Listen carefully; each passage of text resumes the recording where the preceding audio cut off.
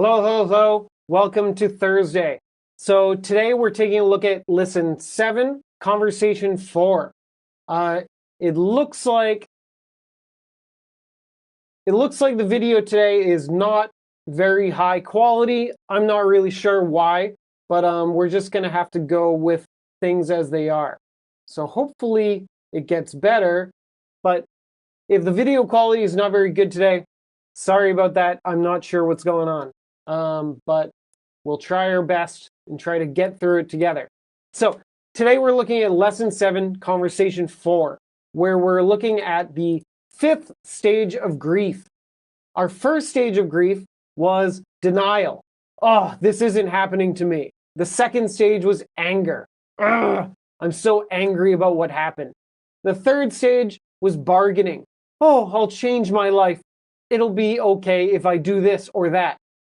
And then the fourth stage was depression. Oh, everything's so bad and so sad. But then in this lesson, we take a look at the 5th stage of grief where everything gets a little bit better. So you decide, hey, I'm going to accept what happened to me and move forward. Life will get better. And so acceptance is when you say, hey, I got dumped, but it's okay. It's water under the bridge. There's no use crying over spilt milk. Let bygones be bygones. Let's move forward. And you start swiping right on Tinder and you try to find someone new. And then you set up 3 dates at the same time. Wow. So pretty bold, pretty exciting. So in this conversation, we learned a few different things. We learned about phrases that start with let's, like let's do something, or let's go do something, or let's get going, stuff like that. And then we learned about the phrase about to. Someone is really close to doing something. They're going to do it soon. So someone's about to do something, or something's about to happen.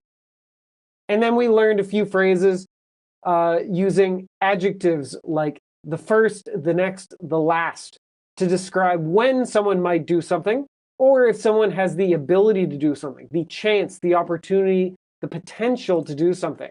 Okay? And so all of these things showed up in our conversation, and hopefully they can be useful for you if you're trying to get out there. I have the potential to meet the perfect person for me. Or you go on a date. I have an opportunity to meet this wonderful person. Something like that. Okay?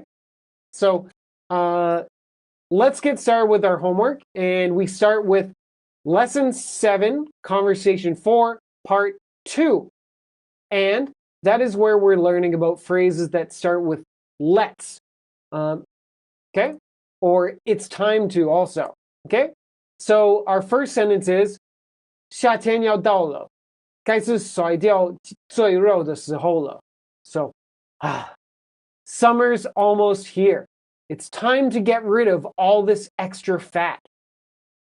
Or, summer's coming. It's time to burn off all this extra fat. So, there are a couple different ways to say this, but a very common way to talk about the seasons coming, you can say, hey, summer's almost here. And so, it's almost here, it's almost that time of year. You could also say summer's coming. So, summer's coming to us. Summer's coming soon, okay? And then our second part is it's time to get rid of all this extra fat, okay? So, if you're talking about, oh, I've waited too long, I need to do something, you can use the phrase, it's time to. So, it's time to get rid of all this extra fat, okay? And so, I think everyone had an okay time with the phrase, it's time to. When you need to do something, you'd start with the phrase, it's time to. And the verb I use here is I use get rid of. So get rid of, you want to throw it away. You want to exercise and it goes away, to get rid of something. So get rid of means something you don't like goes away, okay? So get rid of this extra fat. And I use the phrase extra fat. So everyone has a little bit of fat on their body, but you have extra. So that's not very good. Extra means too much. Okay?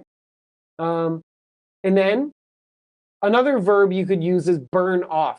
So when we're talking about exercise, we'd say burn off calories, burn off fat, because you're hot, you're moving, and all of that stuff is burning away. It goes away. Okay? So burn off extra fat. You could also say burn off excess fat. Excess is the same meaning as extra. Okay? Now, there were a few different ways that people wrote the extra fat part. One that was interesting is I saw a few people use the word redundant, redundant fat, or redundant cellulite. Now, redundant means that you have, usually that's used for companies and people who work at a company. Let's say we have an engineer at our company, and we have a second engineer. That means we have redundant engineers. We have more than two people doing the same job. And sometimes that's okay, sometimes that's good, but maybe one person will get fired. It's like, oh, you're redundant. We don't need you. We already have someone who does that job. So redundant means like a second person who does the same job. That's usually what it's used for. But when we're talking about fat, you could keep it simple and use a word like extra or excess. And then one fun one that I saw someone use was the word spare tire. So this is a slang phrase. You can call the fat around your waist, it's like a spare tire. So it's time to get rid of this spare tire. Meaning like you have so much fat around your belly, it looks like the tire of a car. Oh my gosh.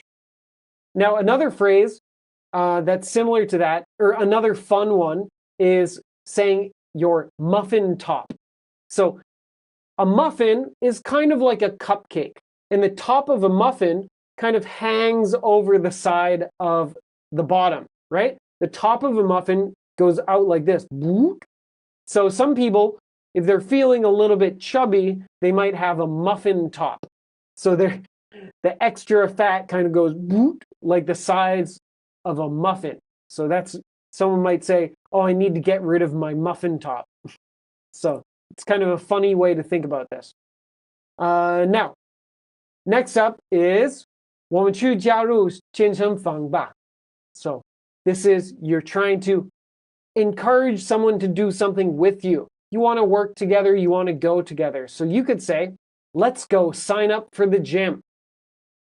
Okay, so let's go sign up for the gym. I use the word go because you actually have to go somewhere. Let's go, and so we have to walk to the gym. Let's go and then do something. Let's go sign up for the gym. To sign up means to join something. So you sign your name, you join the gym. So let's go sign up for the gym, okay? Now, you don't have to use the word go, but you can. I use the word go because you have to go to the gym to sign up. So let's go sign up. You could just say, let's sign up. That's okay too. But I did see a couple people write the word get. So let's get signing up. When we use get, it's usually to start something that will continue. So let's get working. That means we start working and continue working. But does that make sense for signing up? Let's get signing up. Do you continue signing up? Well, not really. Sign up is usually something you do one time and that's it. Okay? So it's better to use let's sign up or let's go sign up. Okay?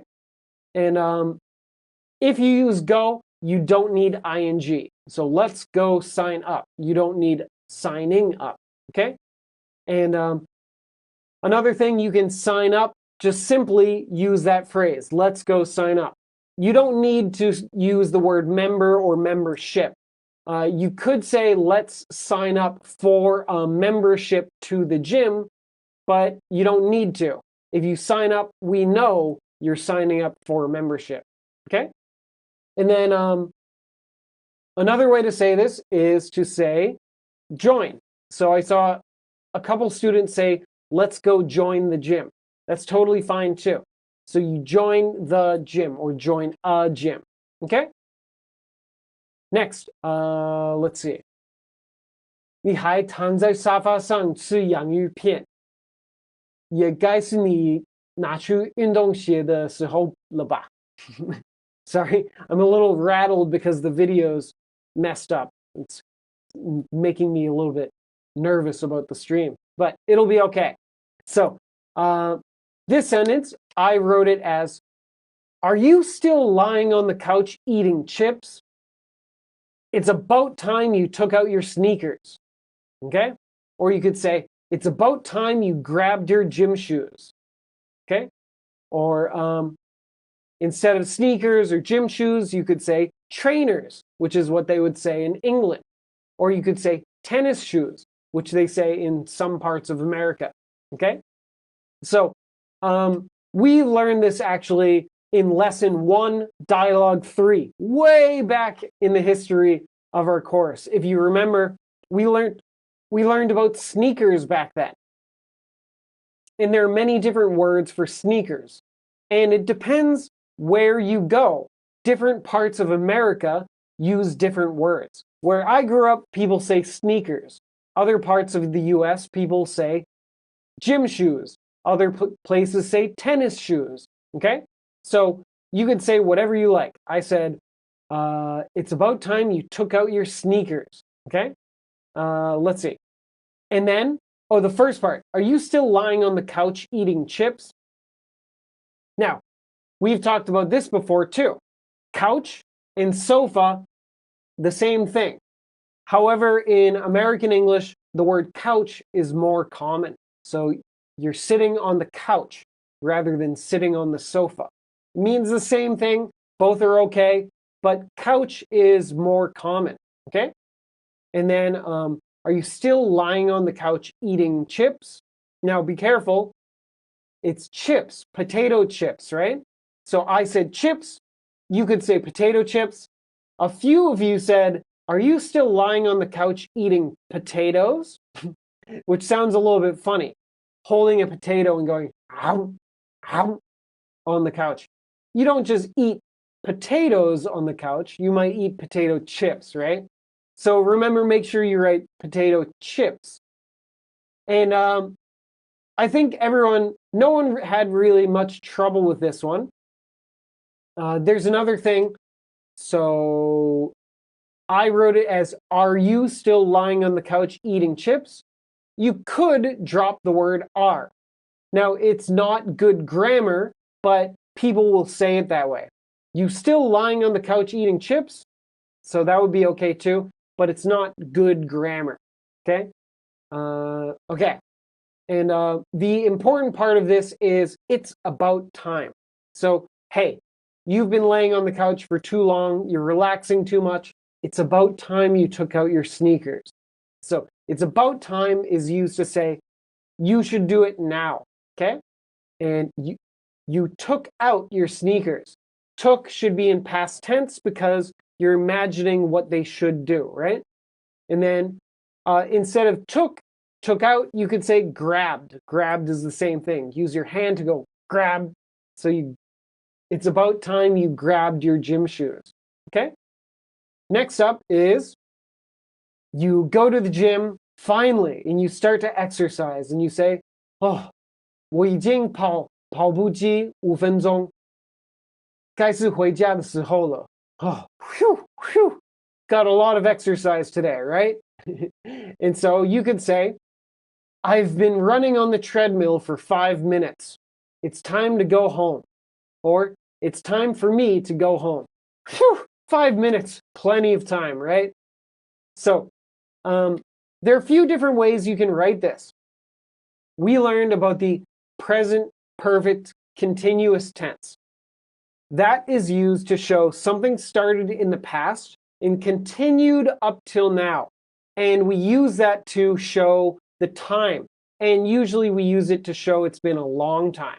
So I've been running on the treadmill for 5 minutes. If we're talking about something that continued for some time, you can use that. You don't have to, though. It just shows it happened in the past and I'm about finished now. So using the present perfect continuous, I've been running, suggests that you've been running for 5 minutes and you're still running, but you're about ready to stop. Now, in Chinese, you have the word 已经, but by using this present perfect continuous that I've been running, you don't need the word already because it tells you the time just by using that verb, okay? So that's one of the cases why we use these present perfect tenses, because you don't need words like already or still because the verb has the time in it, okay? So I use I've been running. You could also use I have run for 5 minutes. That's also fine. You started in the past, continue till now. I've run for 5 minutes, okay? Or you could also say, I've used the treadmill for 5 minutes, okay? So if you don't want to use the word run, you could use the word used, which I saw some students do. And so I've been running on the treadmill. The treadmill is the thing that you can run on. And you could also call that a running machine. Both are fine, okay? And then the second part, it's time to go home. And that's the simplest way to say it. It's time to go home, meaning it's the right time. Or you could add more specific things like it's time for me to go home, or it's time for me to head home. Both would be okay, okay? And I think that was not so hard. I think most people did really well on that. So good job. If you have any questions, let me know, okay? So let's move on to our next one. This is Lesson 7, Conversation 4, Part 3, okay? And now this is using for the phrase about to, just about to, or set to, or due to, or ready to, things like that. Meaning something's going to happen soon, or that it's ready to happen, or we have a plan to do it, okay? So, our first sentence is 我快要昏倒了，快扶我到旁边坐下. So, in English, I would say, I'm about to faint. Oh, help me sit down over there. Okay? So I wrote it a little bit different than the Chinese, but that's okay. And then another way to say faint, you could say, I'm about to pass out. Oh. So faint means when you like lose consciousness, like you lose yourself and you fall down. Oh. It's kind of like you suddenly fall asleep. You faint. Oh. Maybe you're too hot, maybe you're too tired. Okay? And then pass out is the same idea. You lose yourself, you lose consciousness, and you fall asleep, or you fall down, right? So faint is usually being too hot or being too tired. Pass out could be the same. It could be too hot, too tired. But people also use pass out for drinking. If someone drank too much and they fall asleep because they drank too much beer, maybe you could say, oh, that guy passed out. So pass out has a couple extra meanings, okay? I did see a few people use different ways to write this. So I wrote, I'm about to faint. Faint is used by itself. I saw a couple people write faint out, but we don't add the word out to this word. So you don't say faint out, just say faint. And then I also saw someone write flake out, F-L-A-K-E, flake out. Flake out means something different. Flake out means that someone made plans with you, like maybe we arranged to meet for coffee, and then I just don't show up. I just, at the last minute, call and say, oh, I'm not coming. That would be to flake out. To flake out is like to cancel plans really suddenly, okay? So someone who flakes out is kind of annoying, okay? Oh, question from Monica about the last sentence. So I said, I've been running on the treadmill for 5 minutes. She asks, can I say I already run on the treadmill? This one, it's better to have the word have. So if you want, you could write it as like, I already ran on the treadmill for 5 minutes. That would be in the past tense. And it's finished. I already ran on the treadmill for 5 minutes. That would be okay. But that means it's finished. But for this, because it just happened, it happened recently, I think using present perfect is a little bit better. Like, I have already run on the treadmill for 5 minutes. Past tense is used for something that's finished. Present perfect can also be used for something finished, but we use it because it just happened recently, or it's important now when I'm talking about it. So using I have run is a little bit better for the sentence, okay? So hopefully that helps. Now let's move forward back to our faint question. Oh. And then the second part, after we talked about faint and flake out and pass out, the second is help me sit down over there. So this, keep it simple and use the word help me. Yes, you could say the word support. Some of you use the word support. Support me and help me. Wait, well, support me is like you stand and hold on to someone. It doesn't often suggest that you're going to help someone move. If there's moving, I would use the word help. Some of you use support, but support usually means to hold someone up. So because we have the part about moving you somewhere, I think help is better. So help me sit down over there. While you could say support me and help me stand up. So support you means you like grab on, okay? So it's a slight difference when we're talking about someone falling over, okay? And then I just used over there because in Chinese you say 到旁边, but in English we wouldn't really say on the side or by the side like that. It would be better to just say point it somewhere and say over there, okay? Because we don't, you might say like on the side of the staircase, but you need that of the something, okay? So I think it's easier if you just say over there, point, okay? Next up is 当我正要摔倒的时候 Bob 接住了我. Oh, thank you, Bob. Okay? I was just about to fall down, but Bob caught me. Thank you, Bob. Oh, our savior. Now, this one I think everyone did really well with. There are two ways to write it. I wrote it with the word but. You could use the word when. So I wrote it as, I was just about to fall down, but Bob caught me. So this was going to happen, but then something different happened, okay? If you want to focus on the timing, though, you can use the word when. When I was just about to fall down, Bob caught me. That's totally fine, too.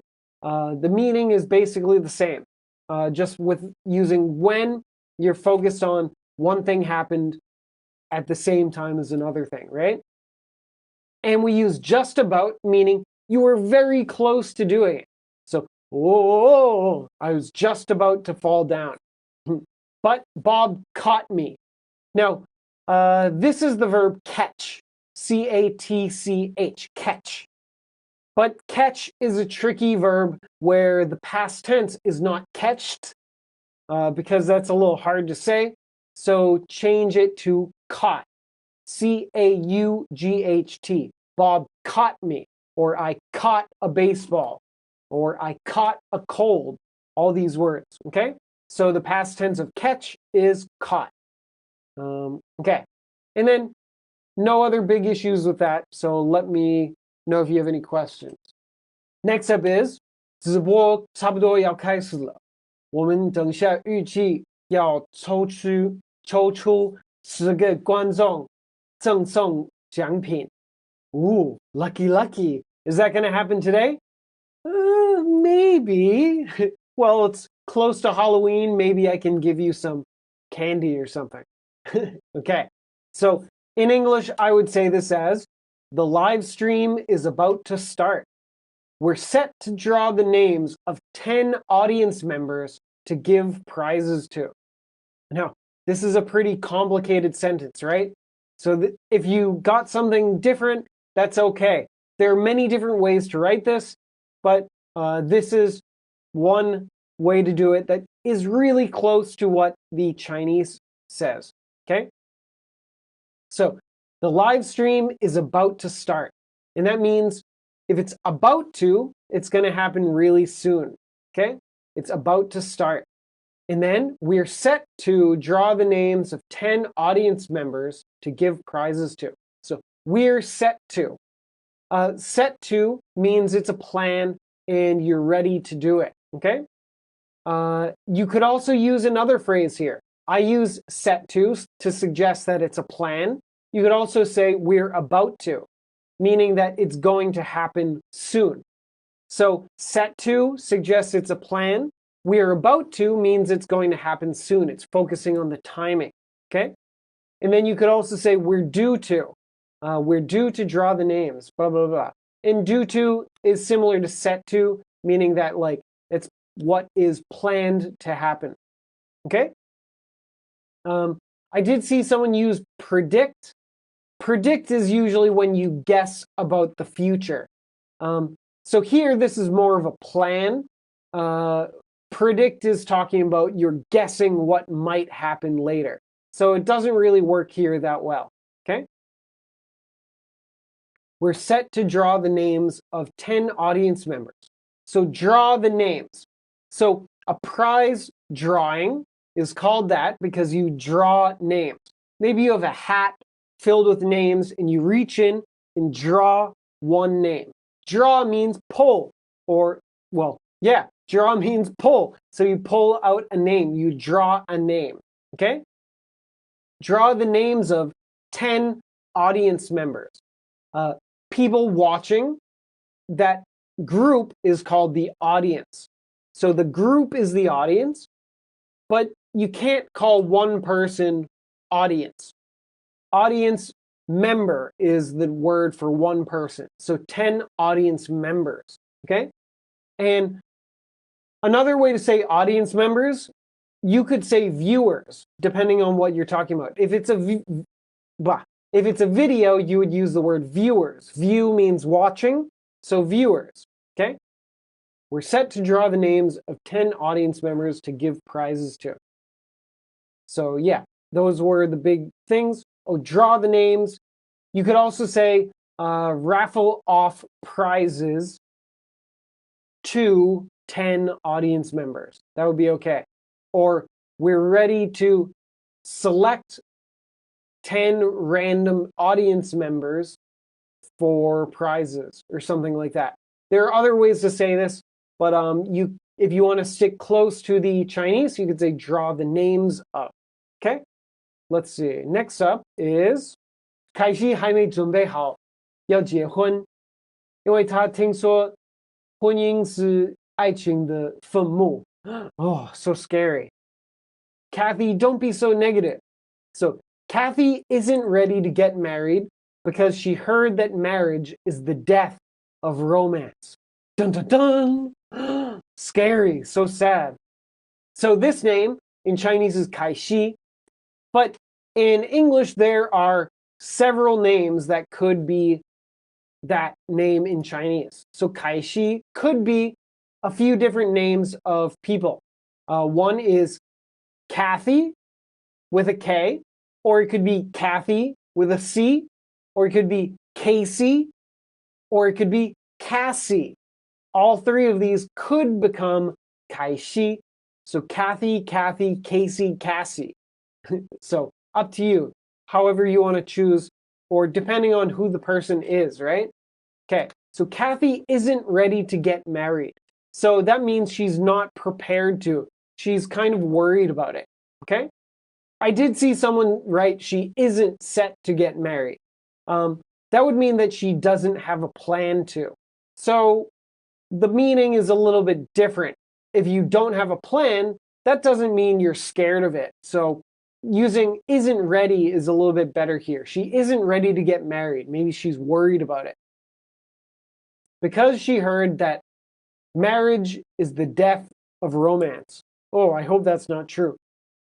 So, death of romance is a English phrase that people will use to talk about this kind of sad idea. Oh, it's the death of romance. So romance can die. So romance means the love and affection between a man and a woman. That's called romance. And you can say that romance dies. You could say love dies, but romance dies is a little bit more common. So the death of romance. Okay? And like that, you could also say the death of love. And that's that's less common. Death of romance is actually a more common phrase that people will say. Now, some of you translate directly. So made it the grave of love. The grave of love is the phrase in Chinese, but people don't really say that in English. So you could say the grave of love. That would be okay. But the more common way to say this would be the death of romance. So, or I also saw someone say the end of love. That would be okay too. But grave of love or coffin of love, those are poetic and interesting, but they're not common phrases. But sounds pretty good, or well, sounds scary, I guess. So hopefully that's not true. Okay. Next up is lesson 7, conversation 4, part 4. Okay. And this is where we're talking about like a adjective or a noun followed by to verb. And it tells you the timing of something, maybe the first to do something, the next to do something, the last to do something, something like that. That's timing. Or you could say someone has the what to do something. Maybe someone has the talent to become a star. They have the chance to become the president. They have the opportunity to get rich. So you can use these adjectives or nouns followed by to verb to describe someone. Okay? So our first sentence is 我是第一个上台唱歌的人，也是唯一一个忘词的人. Oh, so scary, right? I was the first to sing on stage, and I was also the only one to forget the lyrics. Uh-oh, that's embarrassing. Oh, no. So I was the first to sing on stage. So I use the past tense for this because usually when you're telling someone a story, or usually we will use the past tense when we're talking, right? And so you have to get in that habit. A lot of students will learn the present tense and use the present tense too much. But when we're telling stories about what happened, it's usually in the past. So here we want to use was. I was the first to sing on stage, and I was the only one to forget the lyrics. Maybe I'm embarrassed about it because it already happened. So we need past tense, okay? So I was the first to sing on stage. So the first tells you you're number one. This is a way to shorten the phrase, I was the first person to sing on stage. You could say the first person, but we can drop the word person and keep it simple, right? So I was the first to sing on stage, okay? And I was also the only one to forget the lyrics. So 2 bad things happened to you. You were first. Oh, this is embarrassing. Then the second thing, I was the only one to forget the lyrics out of everyone. So the only one. Now, when we use only, you need to have a noun after it. I was the only one to forget the lyrics. Or you could say, I was the only person to forget the lyrics. A couple of you said, I was the only to forget the lyrics. But with the word only, we usually follow it with a noun, like the only one, the only person, okay? So try to remember only goes with a noun. I was the only one to forget the lyrics, okay? One other note, one sentence that I saw a student write was, I am the first and the only one to sing on the stage and forget the lyrics. Now, this sentence is written really well. I am the first and the only one to sing on the stage and forget the lyrics. Now, it's written very well. The grammar is good, but it changes the meaning. In our sentence, the way I wrote it was, I was the first to sing on stage, and I was also the only one to forget the lyrics. These are two ideas that they are connected with and, but they're two different ideas. I was first to sing on stage, and then the only one to forget the lyrics. These both happened, but they're separate. If you say, I am the first and only one to sing on stage and forget the lyrics, that means you were the first person and the only person to do both of these things. I was the first to get on stage, and I was the only person to get on stage to sing. That means no one else did it. And then you were the first to forget the lyrics and the only person to forget the lyrics. So if you put these together and then put the verbs together, it changes the meaning. So be careful with that. If we want the ideas separate, you have to keep them separate, okay? So my sentence, two ideas. One, I was the first to sing on stage. The next, and I was also the only one to forget the lyrics, okay? And I connected those with a comma in the word and, okay? Next up is, 我应该要花时间背熟所有歌词. Yeah, so this is what you should have done. We're talking about the past. You forgot the lyrics before, so we want to give a suggestion about the past, okay? So I should have taken the time to memorize all the lyrics. Okay, so I should have taken the time to memorize all the lyrics. Okay, we're talking about the past tense. This thing already happened. I didn't do it. So because it's in the past, it's already too late. I'm showing regret. And so if you're making a suggestion about the past, we use should have with a verb. Should have taken the time, okay? So by using should followed by have taken, it shows that I didn't do it back then. I wish I did, okay?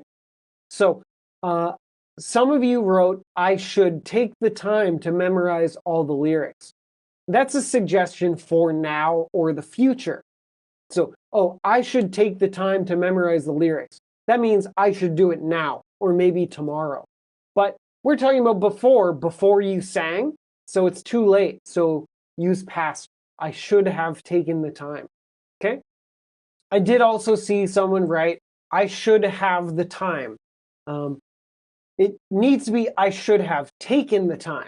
If you say, I should have the time to blah, blah, blah, that means you have enough time. Oh, I should have the time to wash my clothes when I get home, meaning I will have enough free time, okay? And then the word that we want to use, the verb, is memorize. So to take something and keep it in your memory, you remember it really well, the verb is memorize. I should have taken the time to memorize all the lyrics. So you have to, what's the first line? Memorize it. So to memorize means remember it really, really well, okay? You could use the word remembering. I should have taken the time to remember all the lyrics. But it's less strong. Memorize means you stick it in your brain, okay? Commit it to memory is another way to say it, okay? And then I also saw someone use the word reciting. I should have taken the time to recite all the lyrics. Recite means to just read them or say them. You could practice by reciting, but that's just practicing. It doesn't suggest that you memorize it. Reciting is practicing, okay? Doing it again and again. Oh, I should have recited the lyrics. That's okay, but we want to say that we wanted to memorize them so you don't forget, okay? Here's a question. How about spent time memorizing? I should have spent time memorizing all the lyrics. Yes, that's totally fine. So taken the time and spent time are both okay. In our lesson, we used take the time, but you can use spend time. That's totally fine. I should have taken the time to memorize, or I should have spent time memorizing all the lyrics. That's okay too. So yeah, good. Right. So take time to do something, spend time doing something. So good. ing after spend. Next up is Kyle 是最后一个表演的人，大家都认为他有潜力成为喜剧演员。Really? I don't know. I don't think I'm that funny. Kyle was the last person to perform. Everyone thinks he has the potential to become a comic actor. Okay? Or Kyle was the last person to perform. Everyone thinks he has the potential to become a comedian. Slightly different meaning. Okay? So Kyle was the last person to perform. Or you could say Kyle was the last to perform. You don't need the word person. So for first, next, and last, you don't have to have a noun there, okay? So Kyle was the last to perform would be okay. And here, this is 表演, is perform, meaning getting on stage and doing his thing. You could say the last to sing, or the last to get up there on stage, whatever. Many different ways to say it.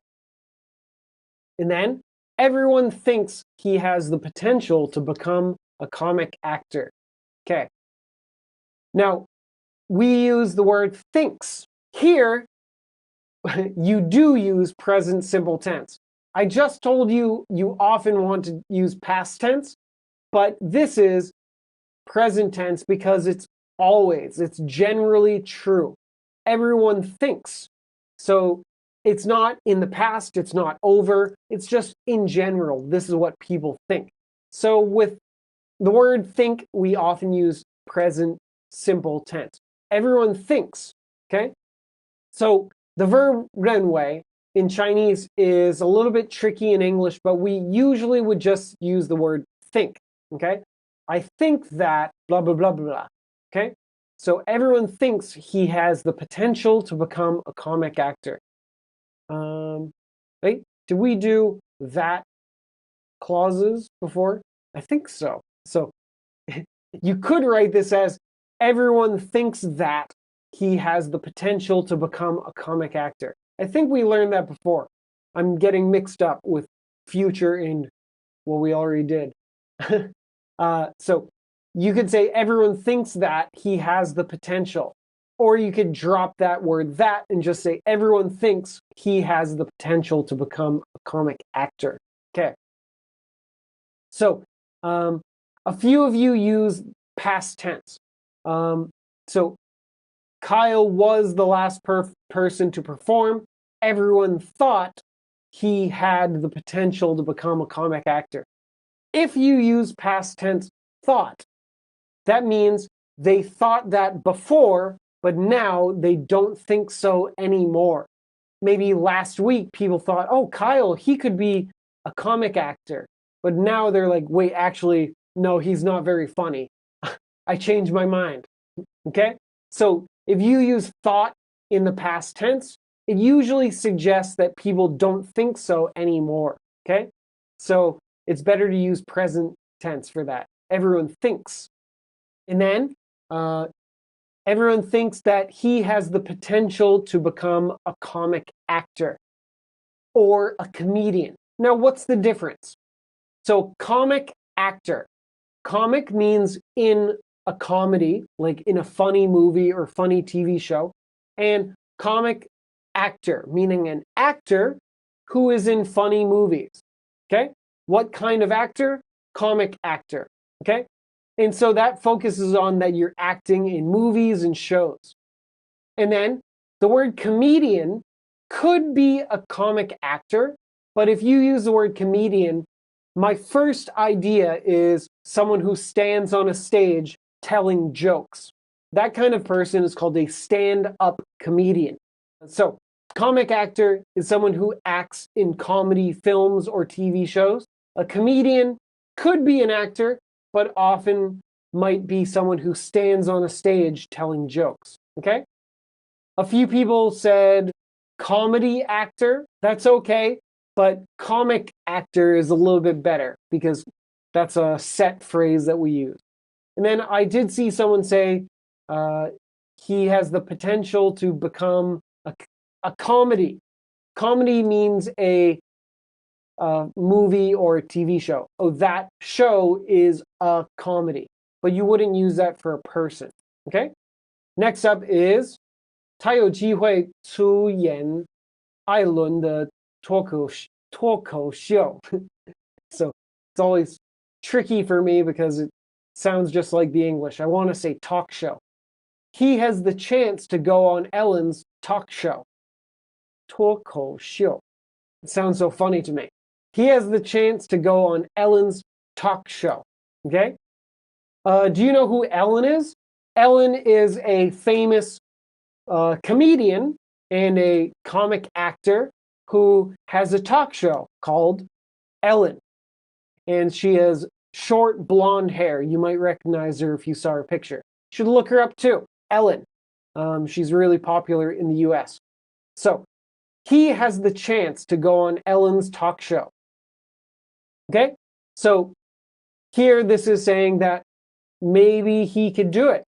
You could also say he has the opportunity to go on Ellen's talk show. Both ideas are almost the same. They're very similar. Okay?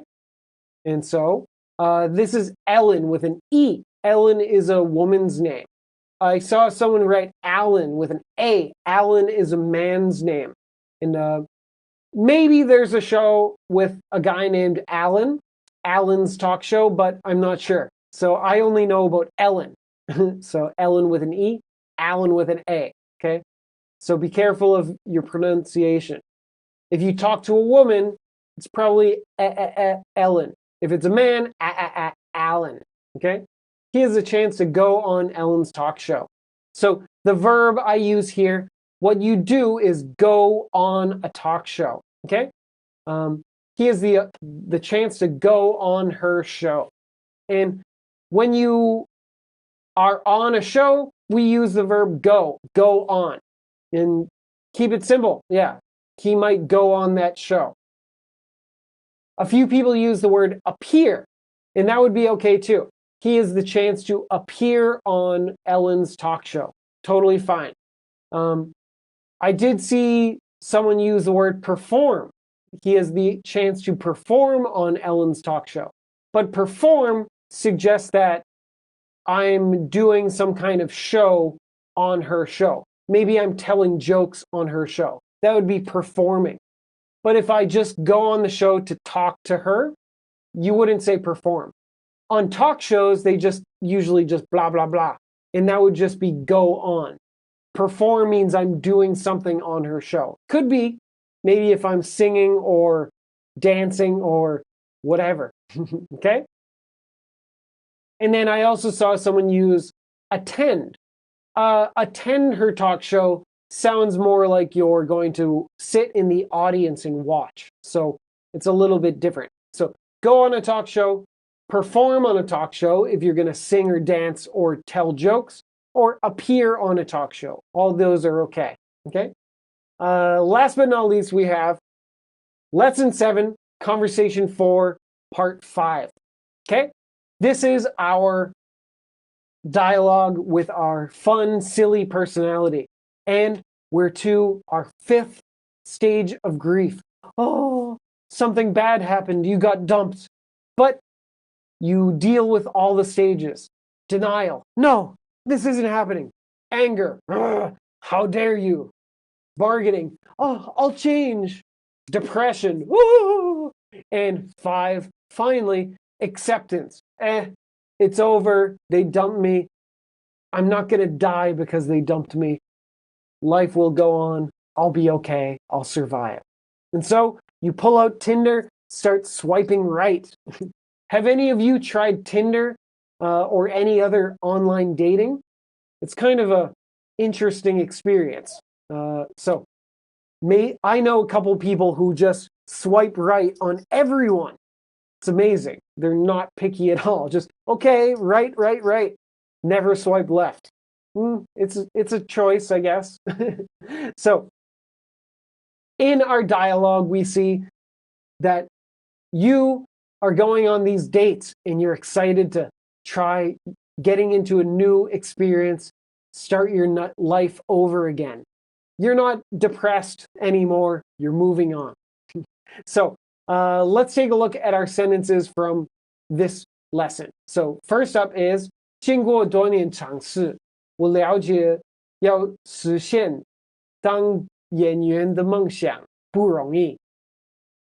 So this is a little tricky in English, and because we have many verbs in here, right? Lots of different ideas squished into one sentence. After trying for years, I understand that it's not easy to achieve the dream of becoming an actor. Whew, that's tricky, right? After trying for years, I understand that it's not easy to achieve the dream of becoming an actor. So if you're reading this sentence, it's long, right? There are lots of words in it, but you could break it into pieces and think of it that way. After trying for years, I understand that it's not easy to achieve the dream of becoming an actor. Think of it piece by piece, 5 different pieces, okay? So, first part, I said after trying for years. You've been working really hard. You could also say after years of trying. Perfectly fine too. 2 ways to write the same thing. After trying for years, after years of trying. And then, I understand that, meaning I understand something. I understand that. What do you understand? It's not easy. Okay, it's not easy. Something's difficult. So I understand that it's not easy. Now, what's not easy? It's not easy to achieve the dream. Okay? When we're talking about dreams, we often use the word achieve. You want to, it's like a goal. A dream is a very difficult goal, something you really want to do, and we often use the word achieve. I want to achieve the dream, okay? You want to reach it, okay? We reach a goal, we achieve a dream, okay? So it's not easy. What's not easy? It's not easy to achieve the dream. Now, what kind of dream? The dream of blah, blah, blah, blah. So when we talk about a dream, you can describe that dream. What are you dreaming? By using the word of. Achieve the dream of becoming an actor. So this action is your dream. So the dream of becoming an actor. Whew, 5 parts of that sentence, right? I also saw someone use the verb fulfill. Fulfill the dream. And that's okay. You can fulfill your dreams but achieve is the word that we usually use with dream, okay? And so I use the word the dream because you're not talking about yours specifically. You're talking about the dream in general. Many people have this dream. It's not easy to achieve the dream of becoming an actor, okay? And then it's a dream to become an actor. So I use the word becoming an actor here instead of something like being. A few students use being. achieve the dream of being an actor. That would be okay too, but it's changing the focus.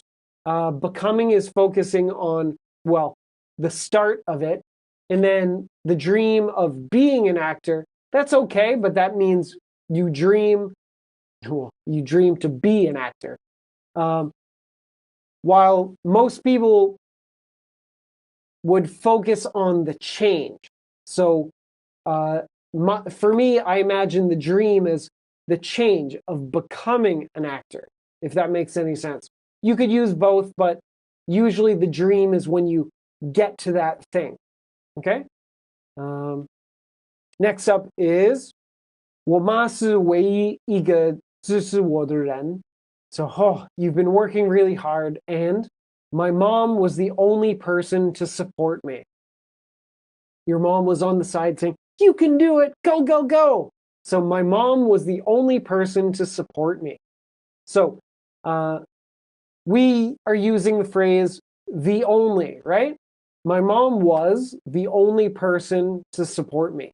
Now, past tense was because we're talking about it's over. We already moved on. We decided to stop, right? Which is in our next sentence. My mom was the only person to support me. Support means that she was helping you and telling you, you can do it, stuff like that. Another way to say this, you could say, she was the only person to root me on. Support could be many different things. Maybe help. Maybe she gives you money. Maybe she feeds you. Support just means help, okay? But if you use the words root me on, so to root someone on means say, go, go, go, you can do it.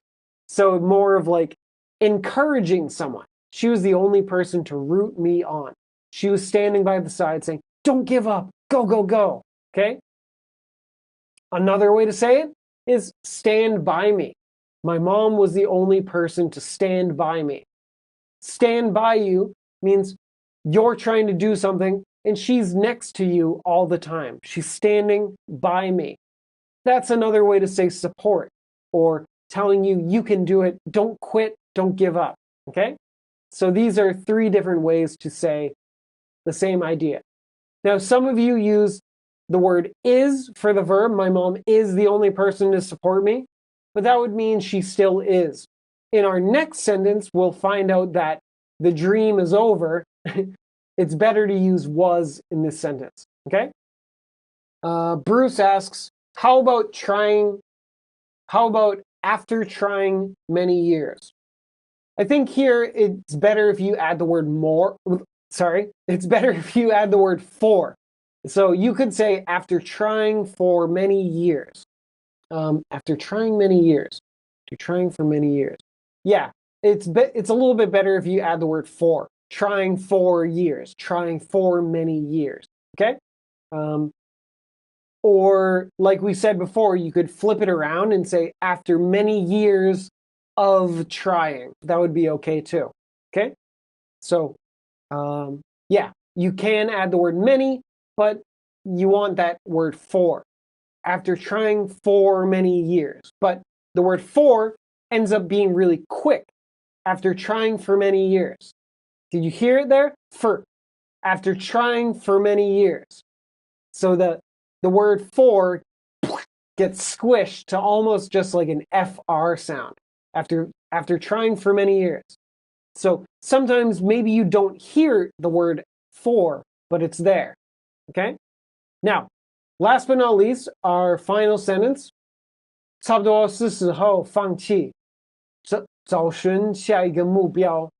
Oh, so sad. So after trying for many years, this is what you say. Oh, it's about time to give up and find my next goal. Oh, so sad. It's about time to give up and find my next goal. So, it's about time is saying it's the right time. You're tired of looking, you're tired of trying, and you just say, I'm going to move on. Okay? It's about time to give up. So, we have about time followed by to verb. And here we use the verb to give up. You could also say quit.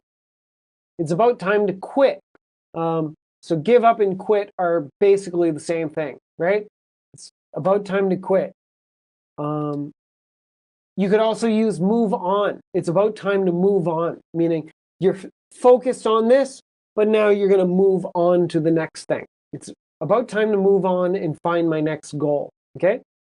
So I use the word find my next goal. You could use another verb also. You could say look for my next goal, seek my next goal, search for my next goal. But I think find or look for are probably the most common, okay? I did see someone use look forward to my next goal. Now, look forward to is a little bit different. So look for my next goal means you're looking for it, you're searching for it. But if you say look forward means you're excited about something. Look forward is like in Chinese 期待. So if you say like, oh, 我期待我的下一个目标, that means you're looking forward to it, which the meaning is quite different because that's like, ooh, I'm excited. So if you use look forward, it's more like you're excited for the next thing, okay? So here I use the word find. And then, can I say I realize instead of I understand? Oh, this is for the dream of becoming an actor question. Good question. Sorry if I didn't put that in my notes. But yes, you could use the word realize.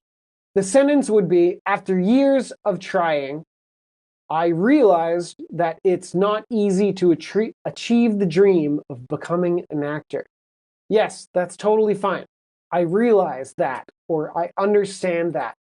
Now, are these exactly the same? Is understand and realize exactly the same? Well, no. Using understand meaning you get it now. Like it makes sense to you. Realize is very similar, but it's focusing on that it was kind of like a new thing you figured out. Like I didn't know it before and I realized it. Maybe you learned it quickly. If you say I understand, you could learn that really slowly and over time.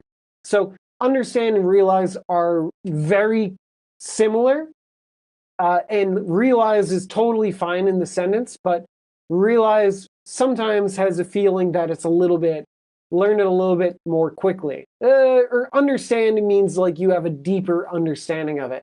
But both are okay, okay? I realize that it's not easy to achieve the dream of becoming an actor. Yeah, that's fine too.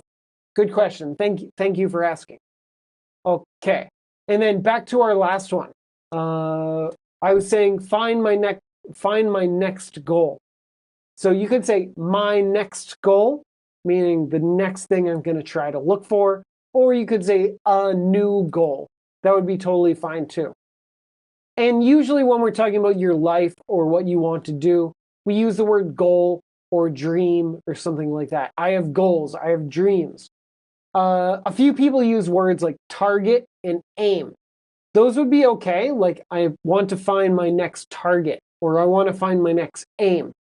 But usually that's a little bit more specific. Well, you can target or aim is what you shoot at with a gun. Like you aim at a target. And so it sounds like it's a more specific thing. Goals could be really big or dreams could be really big. A target or an aim sounds like you have a specific thing you want to do. So maybe you have a target. Like I want to go to the gym 3 times every week. That could be a target because it's very specific. Target and aim would be okay. It just sounds like you have more specific things in mind. Goal and dream, they could be specific, but they sound bigger, okay? I have a question about realize. Is realize similar to 领悟? Realize is similar to like 发现. You realize something. 了解 and 发现, they're pretty similar, right? They both mean you understand it, you get it. They both mean pretty much the same thing, right? But one, just the way it's hard to explain, right? Kind of like if you tell me, okay, what's the difference? If I ask you, oh, what's the difference between 了解 and how is that different than 发现? They're pretty similar, right? So understand and realize they're both very similar. Where you know something, you understand it, you get what's going on. Understand sounds like you have a deeper understanding. Okay? Realize means you know it. Understand means you know a lot about it. Okay? Hopefully that makes sense. So, in our lesson, we learned about our fifth stage of grief, and getting dumped sucks, right? It's not fun to get dumped, but we all will survive. Like, right? There's no use crying over spilt milk. Something bad happens, but you'll get over it. It'll be okay. And so, what do? Well, get out there and try to meet someone new, right? Try to move forward in your life. So hopefully none of you have gone through any terrible breakups in the past. I hope not. But sometimes it happens. But we all get better. We all move forward. So acceptance is a really important part of of grief. You need to figure out it's going to be okay. We're going to move forward. So if any of you are dealing with anything bad in your life right now, I hope you're not, but maybe you are. Remember, things will get better. Like, don't worry so much about it. Like, it hurts now, but in the near future, you'll figure it out. You'll be okay. It's not going to ruin you, right? You can stand back up and move forward and figure out stuff to do. Okay. So, yeah, so touching. Oh.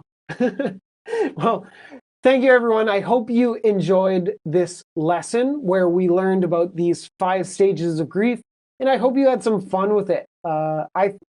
It's a very common concept in America. People know this, and whenever something bad happens, people will talk about these stages of grief. Okay? And hopefully you had some fun. If you're on Tinder, maybe don't swipe right on everybody. Just take your time and think about what you're doing, okay?